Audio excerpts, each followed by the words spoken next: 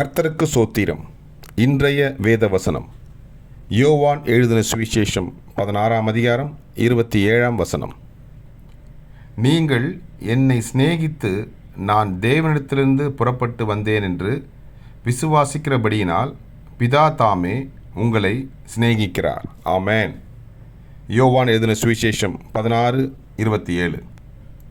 நீங்கள் என்னை சிநேகித்து நான் தேவனிடத்திலிருந்து புறப்பட்டு வந்தேன் என்று விசுவாசிக்கிறபடியினால் பிதா தாமே உங்களை சிநேகிக்கிறார். ஆமென். யோவான் 16:27. கர்த்தர் உங்களை ஆசீர்வதிப்பாராக, உங்களோடு கூட இருப்பாராக. ஆமென்.